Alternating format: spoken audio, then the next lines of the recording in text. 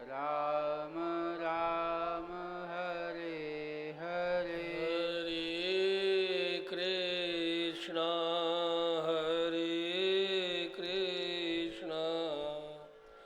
कृष्ण कृष्ण हरे हरे हरे कृष्णा कृष्ण कृष्ण हरे हरे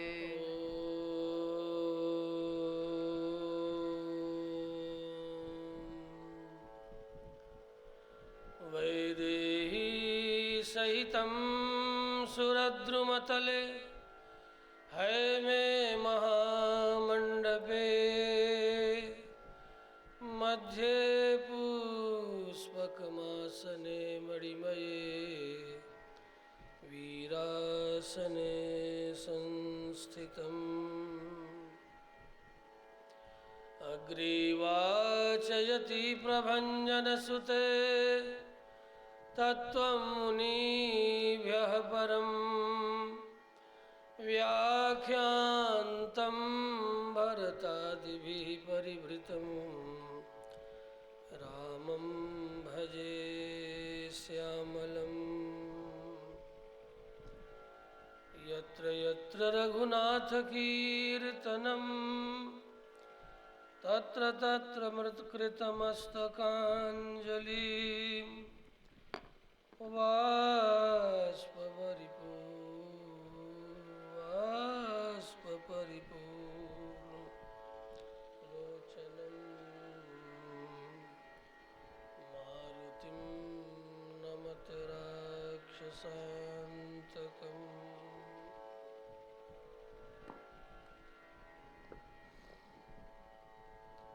वाल्मीकिर्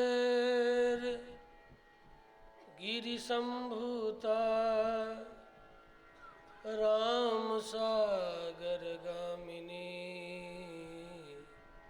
पुनातु भुवनं पुण्या रामायणमहानदी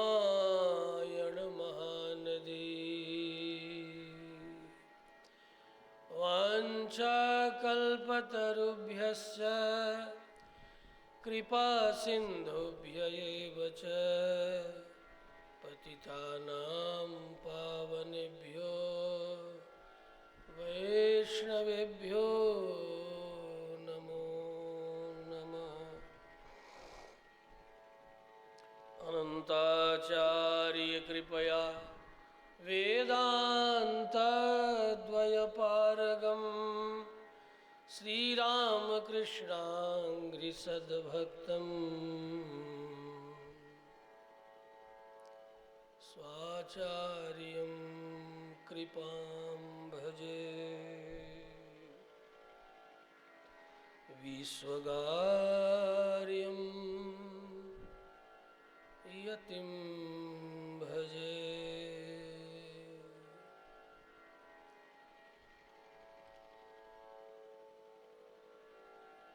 श्री रामभद्र भगवान की जय श्री राम जय राम जय जय राम श्री राम जय राम जय जय राम श्री राम जय।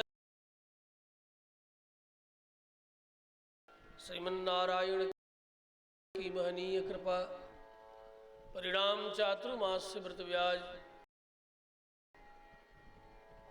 भृगुच्वजन सर्यात इत्यादि ऋषि महर्षियों के तपहपूत पावनी धरा पर वेदोप ब्रह्मण रूप श्रीमद् रामायणी कथा रसास्वादन 2 माह से भी अधिक दिनों से हम सब कर रहे हैं। क्रमशः वेदोप ब्रह्मण रूप श्रीमद् रामायणी कथा चित्रकूट से निकल करके अयोध्या की ओर प्रस्थान करती है। पुनः भरतलाल के साथ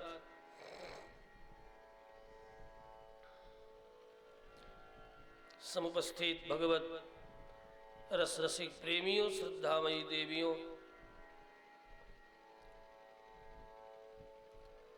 श्री भरतलाल रामभद्र की दिव्य पादुकाओं को स्वीकार करके उनकी प्रदक्षिणा करके अवध की ओर प्रस्थान कर चुके।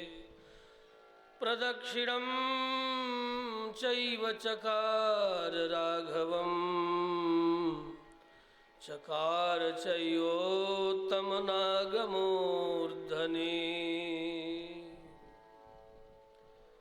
श्री रामभद्र के चरणों से स्पर्शित उनकी चरण पादुकाओं को उत्तम हाथी के मस्तक पर विराजमान करके सारी प्रजा, परिजन पुरिजन स्वजन श्री रामभद्र के वियोग विलाप अवसाद के वातावरण में वहां से लौट रहे हैं। कौशल्या इत्यादि समस्त माताओं का कंठ अवरुद्ध है। श्री रामभद्र भी माताओं के चरणों में प्रणाम करके देखा तक नहीं, पुनः अपनी कुटी में प्रवेश कर गए। कौशल्या इत्यादि माताएं भी, जिनके आंखों में श्री राम वियोग के अश्रु भरा है, श्री रामभद्र को ठीक से निहार तक नहीं सके। स्पष्ट रूप से श्रीमुख देख भी नहीं पाई। श्री राम के मुखचंद्र के दर्शन में आज इनके आंसुओं ने बड़ा व्यवधान का कार्य कर दिया। जो आंसू राम दर्शन के हेतु बनते हैं, आज वही वियोग में, वियोग के ही, अदर्शन के ही कारण बन गए। सभी अन्य मनस्क होकर प्रजाजन दुखी हृदय से चल पड़े हैं। रोती सिसकती संपूर्ण माताएं, सारी प्रजा आंसू बहाते हुए श्री भरतलाल, शत्रुघ्न लाल सब के सब विसूरते हुए, पश्चाताप करते हुए वहां से चल पड़े हैं। मंदाकिनीं नदीं रम्यां प्राङ्मुखास्ते ययुस्तदा प्रदक्षिणं च कुर्वाणाः चित्रकूटं महागिरीं। चलते समय सबने कामदगिरी की प्रदक्षिणा की है। मंदाकिनी नदी को पार करके चलते चलते सभी भरद्वाज ऋषि के आश्रम के निकट पहुंचते हैं। ऋषिवर भरद्वाज के चरणों में प्रणाम कर पुनः वहां से प्रस्थान करते हैं। यहाँ चित्रकूट का समस्त समाचार महर्षि भरद्वाज को सुनाया जाता है। मानसकार ने निवेदन किया, चौथे दिवस अवधपुर आए, सई उतरी गोमती नहाए। प्रभु गुण ग्राम गनत मन माहे, सब चुपचाप चले मगमाहे। जमुना उतरी पार सब भयबु, शोभा सर बिनु भोजन गयबु। उतरी देवसरी दूसर बासु, राम सखा सब किन्ह सिपासु। सयुतरी गोमती नहाए, चौथे दिवस अवधपुर आए। 4 दिन चित्रकूट से लौट करके आने में सबको लगा। अवध जो नित्य निरंतर उत्सव में रंगी रहा करती थी, ऐसी अवध नगरी आज निरोत्सव उत्सव रहित दिखाई पड़ रही है। चारों ओर एक सन्नाटा, एक उदासी है। जिस नगर में आए दिन उत्सव हुआ करते, आज उत्सव शून्य हो गई है अवध नगरी। श्री अयोध्या धाम श्री राम के वियोग शोक से व्यथित है। मानो अवध नगरी भी कह रही है कि मेरे श्री आराध्य श्री रामभद्र जब नहीं रहे तो उत्सव का तात्पर्य ही क्या रह जाता है। अयोध्या की सारी शोभा श्री राम वियोग के कारण चली गई है। अब तो यह नगरी, यह पुरी श्री रामभद्र के आगमन की ही प्रतीक्षा कर रही है।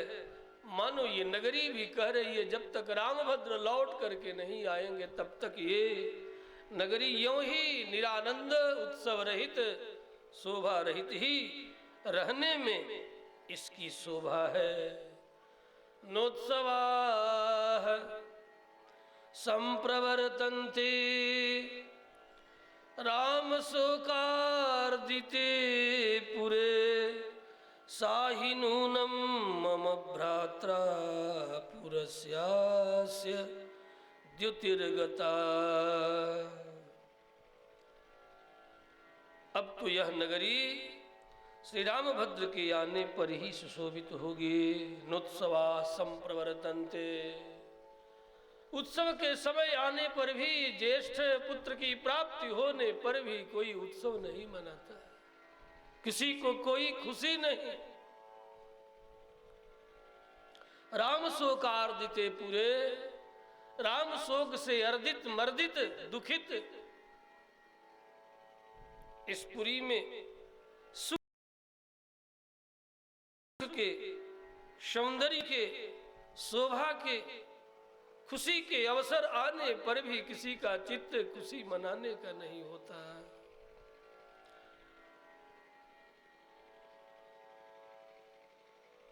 श्री भरतलाल ने गुरुदेव के चरणों में पुनः अवध आने के बाद निवेदन किया, हे त्रिकालज्ञ महात्मन, हे मेरे इक्ष्वाकु वंश के नाथ, हर प्रकार से हित चिंतन करने वाले,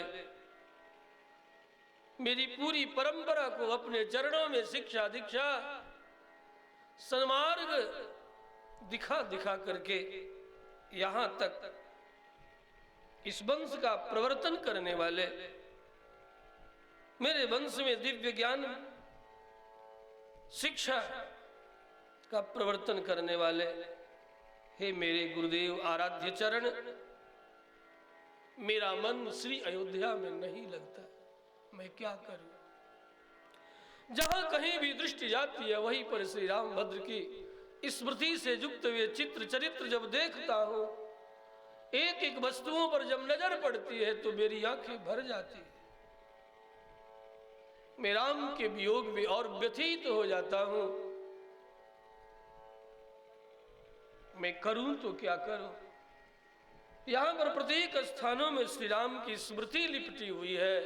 जहां दृष्टि जाती वही राम स्मरण में आते हैं। मेरे लिए किसी भी तरह से राज्य का संचालन करना यहां रह करके दुर्लभ है। कनक भवन पर दृष्टि पड़ती है तो राम दिखाई पड़ते हैं मैया जानकी के साथ।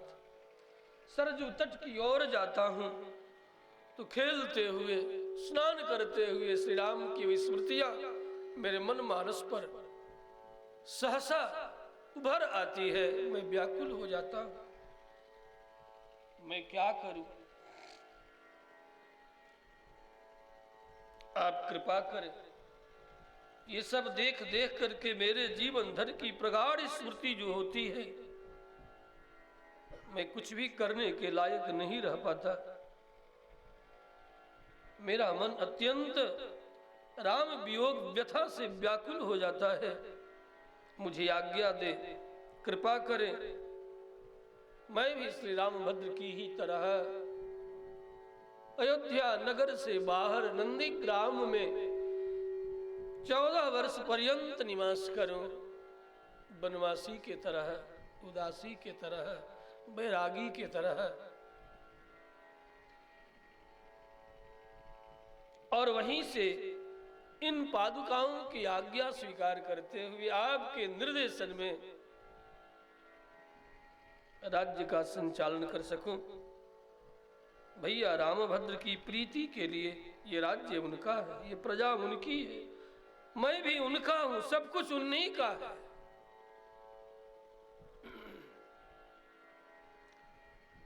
नंदीग्रामं गमिष्यामि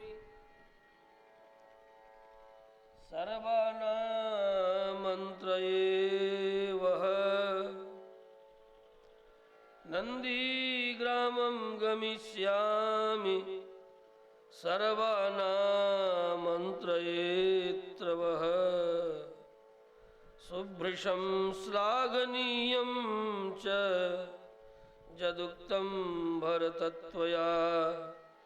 वचनं भ्रातृवात्सल्यात् अनुरूपं तवैव तत्।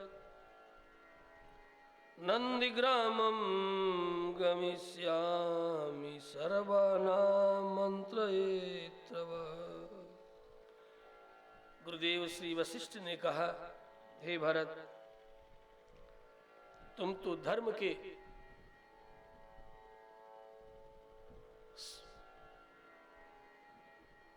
प्रतीक हो। तुम्हारा प्रस्ताव अत्यंत प्रशंसा के योग्य है। तुम्हारी मातृ, तुम्हारी पितृ, खासकर तुम्हारी भ्रातृभक्ति तुम्हारे ही अनुरूप है। तुम्हारे जैसा भ्रातृभक्त जगत में न कोई जन्म लिया न जन्म लेगा।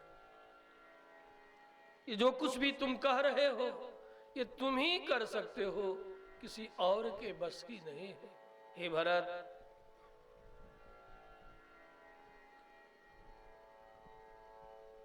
तुम्हारे जैसा भाई न जगत में जन्म लिया न कभी जन्म लेगा। तुम्हारा यह प्रस्ताव हर प्रकार से प्रशंसा के योग्य है। मैं तुम्हें आज्ञा देता हूं, जैसे तुम्हारे चित्त को विश्राम प्राप्त हो तुम वही करो। तुम वैसे ही रहो, आहार विहार शय्या शयन जैसे तुम्हें जचे, इतना अवश्य स्मरण रखना। ये संपूर्ण अवध नगरी, संपूर्ण प्रजा, परिजन, स्वजन सब जैसे श्री रामभद्र को प्रसन्नता हो तुम्हें वही करना चाहिए। हे भरत, भक्ति में, प्रेम में स्वार्थ का स्पर्श भी उसे कलंकित कर देता है। और मुझे विश्वास है तुम जो करोगे वही सबके लिए सन्मार्ग बनकर के सामने आएगा। बाद के दिनों में सबके लिए तुम्हारे द्वारा किए गए आचरण सबके लिए आदर्श सिद्ध होगा। इसलिए भरत, सुभृशं श्लाघनीयं च यदुक्तं भरतं त्वया, तूने जो कुछ भी कहा मैं उसकी प्रशंसा करता हूं। और ये करना तुम्हारे ही बस की बात है और किसी के बस की बात नहीं। वचनम भ्रातृवात्सल्यात् अनुरूपम तवैव तत्। सुभृशं श्लाघनीयं च यदुक्तं भरतत्वया।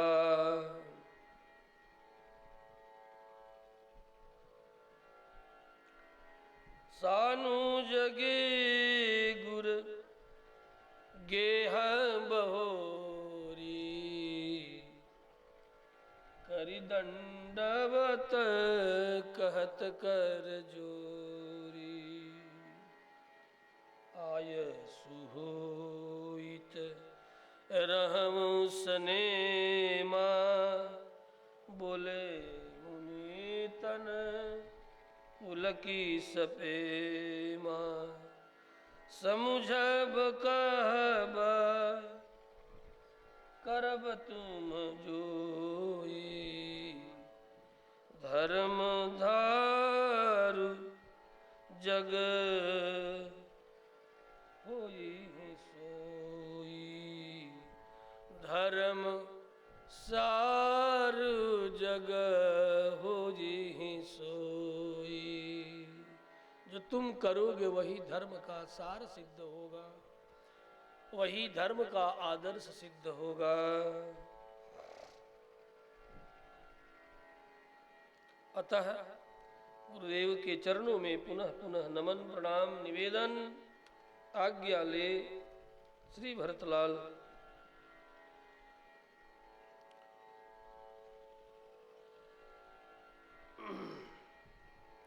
श्री रामभद्र के चरण पादुकाओं को लेकर शीघ्रता पूर्वक नंदी ग्राम की ओर प्रस्थान करते हैं। नंदी ग्रामम ययौ तूर्णम शिरस्यादाय पादुके। सोचा चित्रकूट से तो इन पादुकाओं को वारणेंद्र गजेंद्र के सिर पर रख करके यहां तक लाया, लेकिन अब यहां से मैं इन चरण पादुकाओं को अपने सिर पर पधरा करके नंदीग्राम की ओर लेकर के जाऊंगा। गुरुदेव की आज्ञा प्राप्त होते ही वैसे ही विकल हो उठे, जैसे कोई जंगल का हाथी नगर में उलझा करके लाया जाए और ज्यों ही उसके पैरों का बंधन खोल दिया जाए तो जंगल की ओर भागता है। उसी तरह भरतलाल भगवान श्री रामभद्र के चरण पादुकाओं को अपने सिर पर पधरा करके नंदी ग्रामम ययौ तूर्णम, तूर्णम अर्थात शीघ्रता से, तेजी से, शिरस्यादाय पादुके नंदी ग्रामम ययौ तूर्णम। शीघ्र ही नंदीग्राम की ओर प्रस्थान करते हैं। जब कभी अयोध्या जाए दर्शन तो नंदीग्राम का भी, वहां श्री भरतलाल के तपस्या के परमाणु चारों तरफ चिटके पड़े हैं। श्री राम वियोग एवं राम प्रेम के परमाणु वहां के आकाश में लिखे पड़े हैं, आरेखित पड़े हैं। वहां का कण कण भक्ति और वैराग्य से भक्त के हृदय को, वहां जाने वालों के हृदय को श्री रामभद्र की भक्ति से वहां के परमाणु परमाणु कण कण एक एक धोल कण में श्री भरतलाल की भक्ति प्रीति समर्पण निवेदन भरा पड़ा है। नंदीग्राम के दर्शन करने मात्र से श्री राम प्रेम सहज ही तब से लेकर के आज तक जो भी राम भक्त की कामना करता है नंदीग्राम अवश्य जाता है। इसलिए जाना चाहिए, तीर्थ करना चाहिए। तीर्थ से तरण होता है। तीर्थ कहते ही है त्रितल तरण प्लवनयो हो, जो तार दे, जो पार लगा दे उसी का नाम है तीर्थ। त्रितरण प्लवनयो हो धातो तीर्थम निगद्यते निष्पद्यते अस्तु। श्री भरत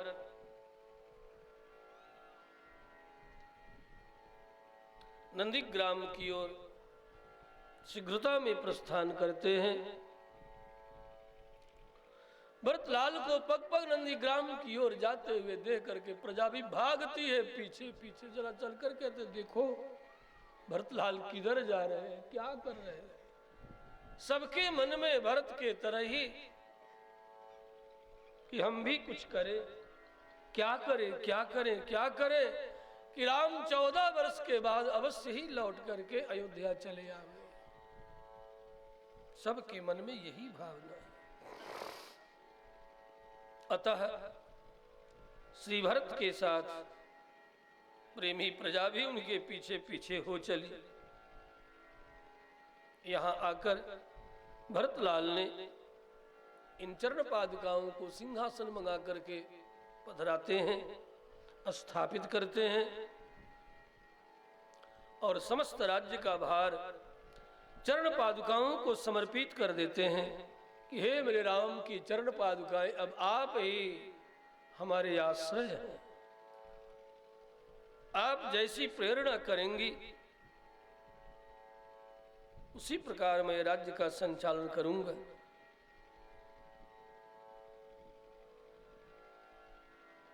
इस तरह राज्य संचालन करने के लिए मानो नंदीग्राम में ही राजधानी सुप्रतिष्ठित हो गई। जहां राम की चरण पादुकाएं वहीं राजधानी। उन्हीं के चरण पादुकाओं में साष्टांग करते, प्रणाम करते, निवेदन करते और जैसी प्रेरणा होती श्री भरतलाल राम के राज्य का संचालन करते। इस तरह नंदीग्राम में निवास करने लगे। नित पूजत प्रभु पामरी, प्रीति न हृदय समाति। नित पूजत प्रभु पामरी, प्रीति न हृदय समात। मागी मागी आयसु करत, राम काज बहुभांति। मागी मागी आयसु करत, राज काज बहुभांति। नित्य चरण पादुकाओं की आराधना करते। अर्घ्यम पाद्यम धूपम दीपम नैवेद्यम। सुंदर दिव्य माला धारण कराते, चरणों में प्रणाम करते और पुनः निवेदन करते मेरे लिए क्या आज्ञा है।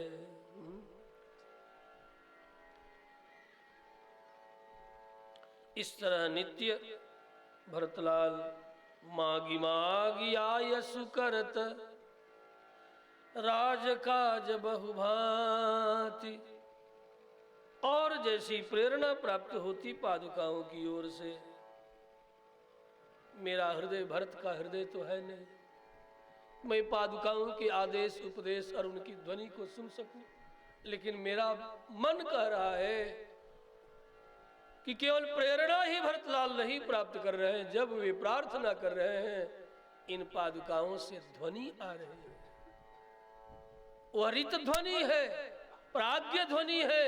समाज की भाषा में जब चेतना चित्त जब स्थैर्य को प्राप्त करता है, जब समाधान को प्राप्त करता है, तो ये ध्वनि सुनाई पड़ती है।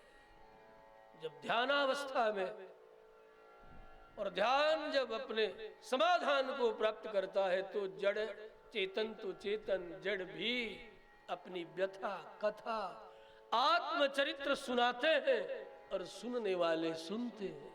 ये मत सोचना कि जगत का कोई भी पदार्थ केवल जड़ है, केवल जड़ नहीं है। प्रत्येक जड़ पदार्थ में भी चेतन अनुस्यूत है, चेतन ओतप्रोत है।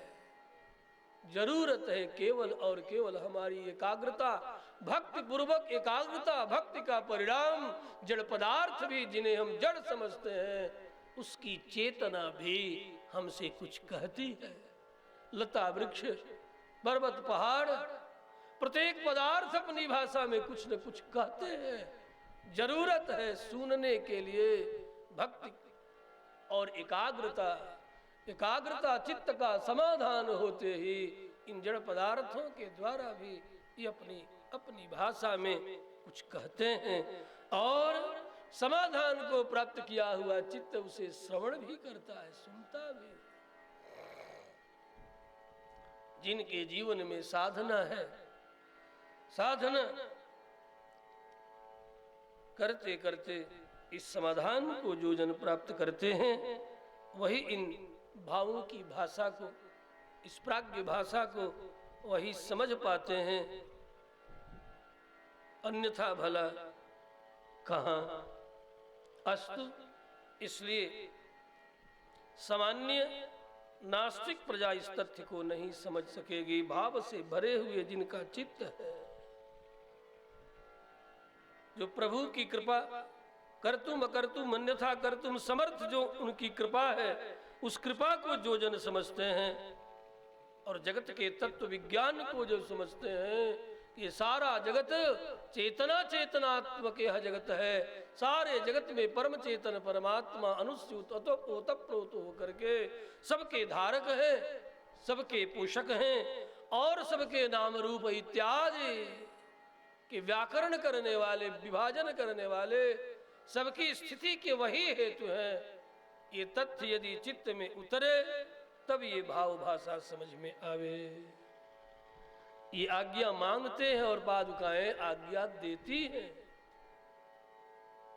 निसंदेह ये सुनते हैं, समझते हैं और इन्हें आज्ञा की प्राप्ति होती है।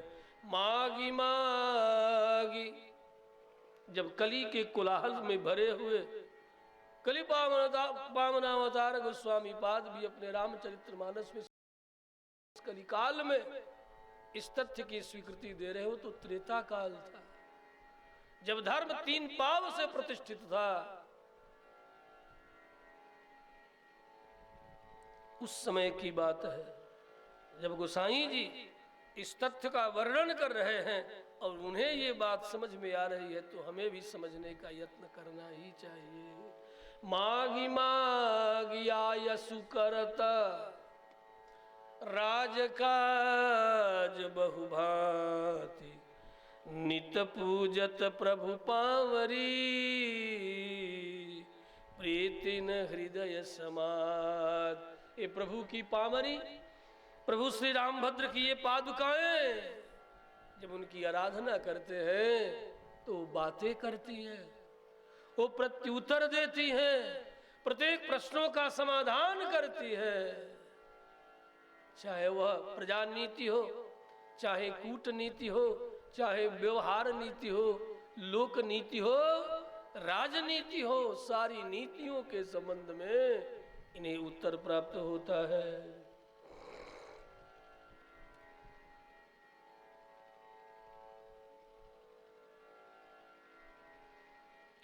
बंधुओं, अद्भुत श्री भरत का चरित्र इसीलिए रामचरित्र का एक अद्भुत प्रसंग है, दिव्य प्रसंग है, भक्तिवर्धिनी कथा है इनकी।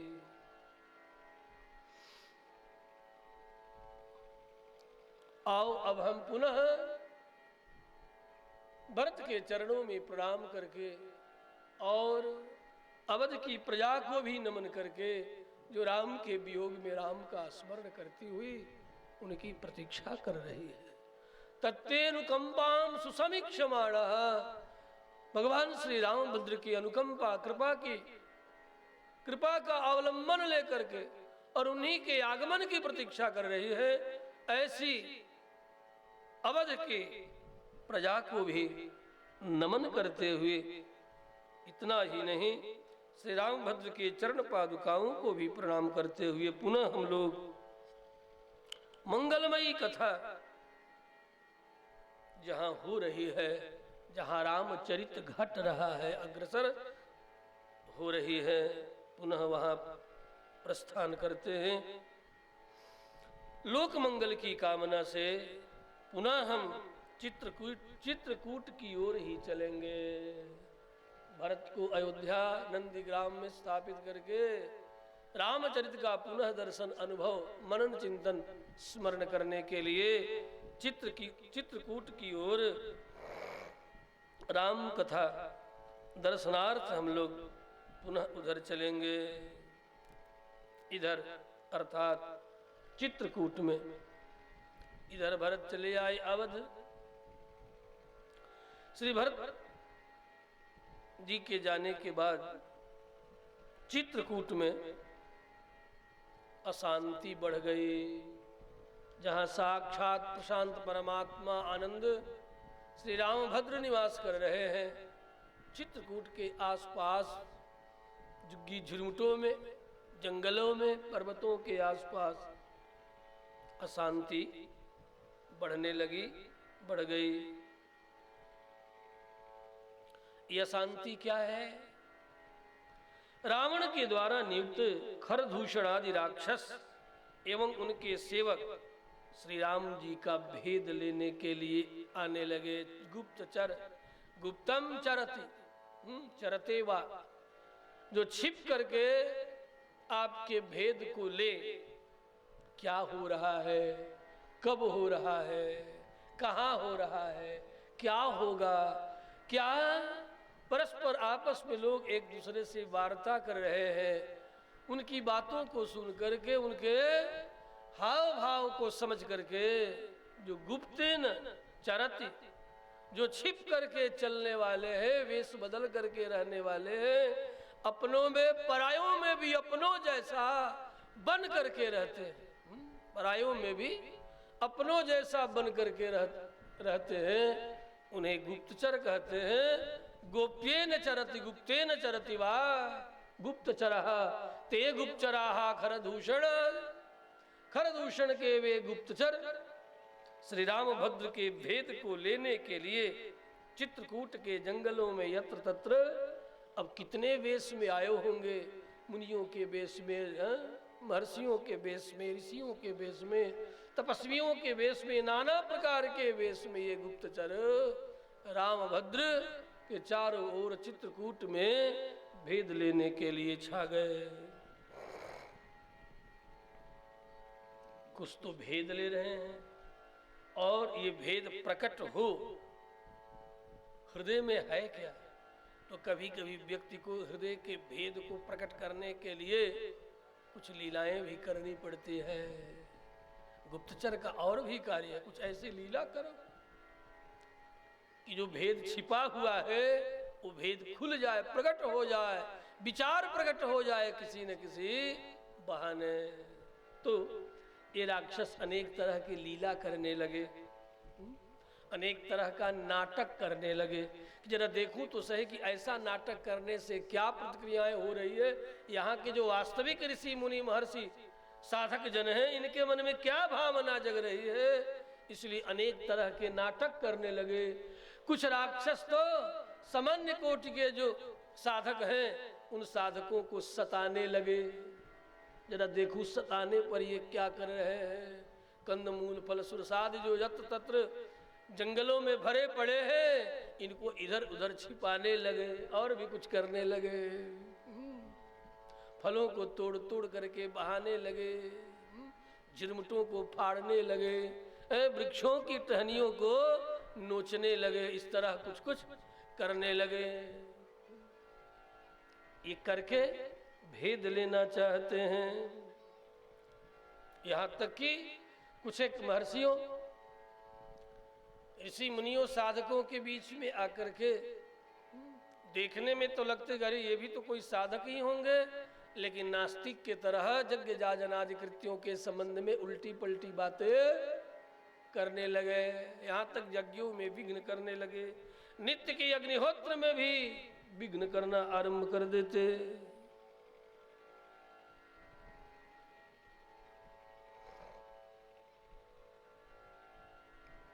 फिर चित्रकूट के आसपास के जो ऋषि मुनि लोग हैं, उनमें जो ज्येष्ठ लोग हैं, श्रेष्ठ लोग हैं, वे श्री रामभद्र के निकट आते और आकर के सब बात सुनाते। कुछ एक तो श्री रामभद्र का अभिनंदन करके कहते हैं, राम आप आज्ञा दे तो यहाँ से कुछ दूर जाकर मैं भजन साधन करूं। यहाँ आसपास के जंगलों में, चित्रकूट के आसपास के जंगलों में शांति नहीं लग रही है। कुछ एक कुलपति महर्षिगण श्री राम जी का अभिनंदन करते, निवेदन करते और उनसे पूछ करके, उन्हें सांत्वना दे करके कुछ एक अन्य साधकों के साथ ये महर्षिगण, ऋषिगण, साधकगण, अन्य भी अपने आश्रय में निवास करने वाले साधकों को साथ लेकर के दूसरे वन की ओर चले जाते। अभिनंद्य समापृच्छ्य समाधाय च राघवम् सजगामाश्रमं त्यक्त्वा कुलैः कुलपति सह। और जब जब ये महर्षिगण, साधकगण आते, राम जी का अभिनंदन करते और कहते हैं भैया रामभद्र, हे अयोध्या नरेंद्र,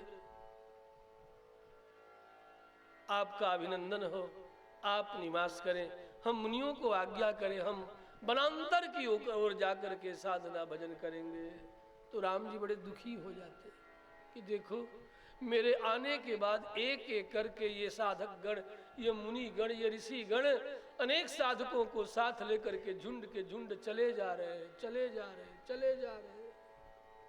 आखिर हो क्या गया? राम का चित्त भी उद्विग्न होने लगा धीरे धीरे।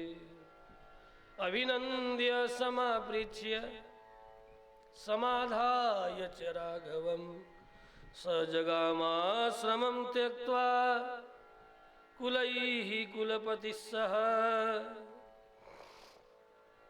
और जब जब इस प्रकार अभिनंदन करके साधक मुनिगण पूछते, ये झुंड के झुंड जाते, तो उस समय श्री रामभद्र को भरत की स्मृति हो जाते। इसी तरह मेरा भाई भरत आया था मुझे अयोध्या ले जाने के लिए और मैं गया नहीं। देखो अब इस स्थान को छोड़ छोड़ करके मुनि लोग भी जा रहे हैं।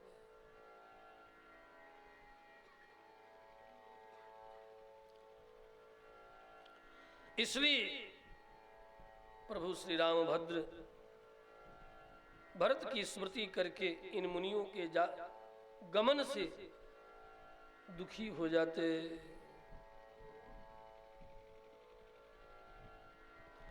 जहां कहीं निकलते 3 दिनों तक संवाद होता रहा, कभी कहीं कभी कहीं। उन सारे संवाद स्थलों को जब देखते तो भरत का बार बार स्मरण होता।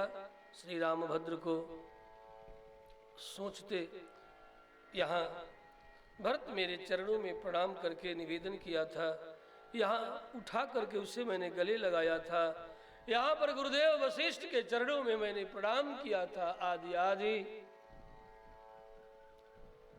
यहाँ पर माताओं के चरणों में प्रणाम करके उनके चरणों को प्रेम से गुदगुदाते हुए सेवा की थी इत्यादि। ये जो स्मरण हो रहे हैं, इन स्मृतियों के कारण श्री रामभद्र भी अपने स्वजन प्रेमियों के वियोग से शोकातुर हो जाते, रुदन करते। यहीं पर मैंने पूज्य पिताश्री के लिए पिंडदान किया था और सिसक सिसक करके रोया था। इसी स्थल पर मैं रोते हुए अपने भरत को देखा, भरत को बालक के तरह मेरे चरणों पर गिर करके प्रार्थना करते हुए देखा। भरत के निवेदन को मैंने यहीं पर अस्वीकार किया था। इस प्रकार चित्रकूट में भरत की लिपटी हुई स्मृति से प्रभु का मन उद्विग्न हो जाता। अतः भैया श्री रामभद्र ने लक्ष्मण और जनकनंदिनी जानकी के साथ आपस में विमर्श किया कि अब हम लोग दूसरे वन में चलें, यहाँ अब रहना ठीक नहीं। देखो तो सही लखन, भरत के जाने के बाद ही यहाँ से मुनिगण धीरे धीरे करके झुंड के झुंड जा रहे हैं।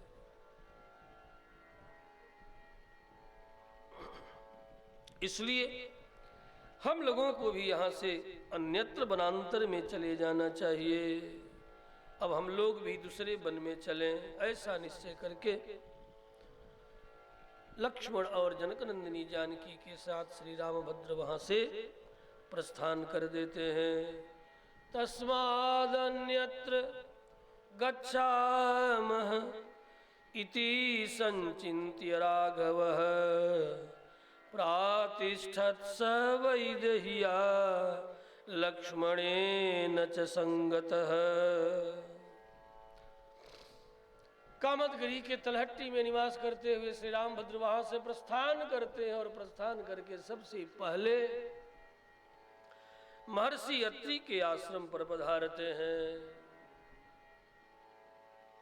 और यहां से ये कथा अयोध्या कांड से निकल करके अब अरण्य कांड की ओर प्रस्थान कर रहे हैं। श्री राम जय जय राम, श्री राम जय जय राम, श्री राम जय जय राम, श्री राम जय जय राम, श्री राम जय जय राम, श्री राम जय जय राम, श्री राम जय जय राम, श्री राम जय जय राम, श्री राम जय जय राम,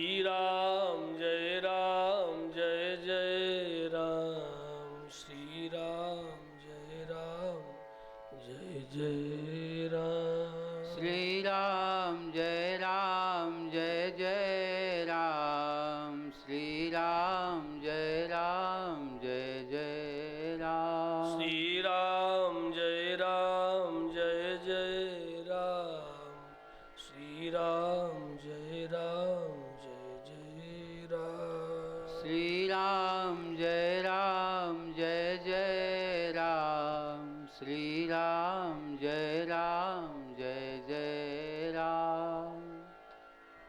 महर्षि के आश्रम में राम लक्ष्मण जनकनंदिनी सब पधारते हैं। प्रभु श्री रामभद्र ने अत्रि के चरणों में प्रणाम किया।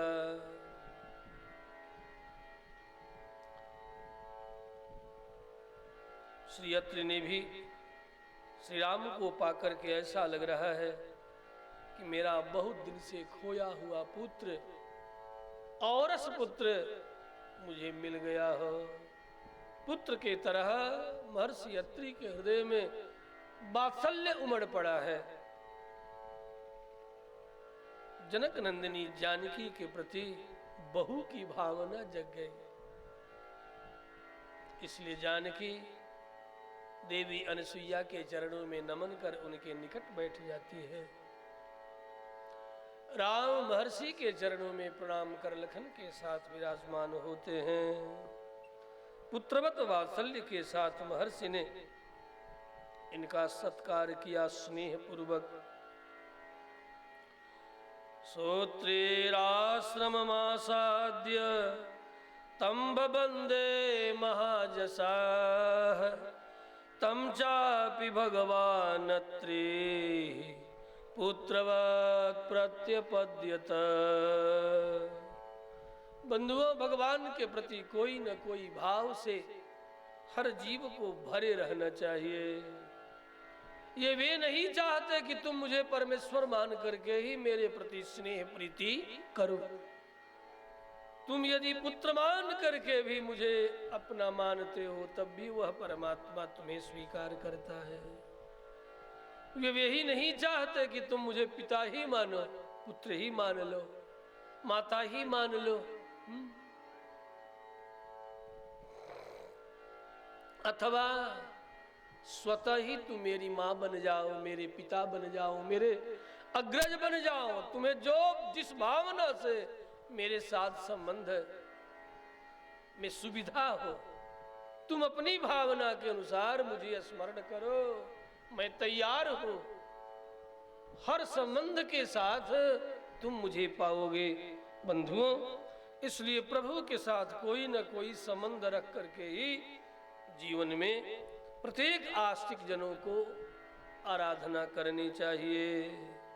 महर्षि अत्रि पूर्ण ब्रह्म परमात्मा के प्रति पुत्र भाव से भरे हैं। जैसे वशिष्ठ शिष्य भाव से भरे हैं, वैसे ही अत्रि पुत्र भाव से भरे हैं। उसी का ही तो परिणाम है कि अत्रि के यहाँ अनुसुईया के गर्भ से ब्रह्मा विष्णु महेश तीन ये देवता त्रिदेव जो भगवान नारायण के तीन शक्तियों के प्रतीक है, एक पालक शक्ति के प्रतीक है, एक संहारक शक्ति के प्रतीक है, एक सृष्टि सर्जक शक्ति के प्रतीक है। तीन रूपों में पुत्र के रूप में ब्रह्मा विष्णु और महेश जन्म लेते हैं अत्रि के घर। इसलिए अत्रि के मन में तो पूर्ण ब्रह्म परमात्मा नारायण के प्रति पुत्र भाव है। उसी का परिणाम कि अत्रि के यहाँ दत्त के रूप में भगवान विष्णु आए, दुर्वासा के रूप में भगवान शंकर आए और सोम ऋषि के रूप में ब्रह्मा पधारते हैं। श्री राम भद्र भगवान की ये तीनों ऋषि दुर्वासा के पुत्र के रूप में प्राप्त होते हैं, ब्रह्मा विष्णु और महेश। अत्रि सोम और दुर्वासा। श्री राम भद्र भगवान की। अतः तम चापि भगवान अत्रि पुत्रवत् प्रत्यपद्यत सोत्रीराश्रममासाद्य तं बबंदे महाजसा। इन्हीं भावों से भरकर के अत्रि ने तीनों का आतिथ्य किया है। धर्मचारिणी तापस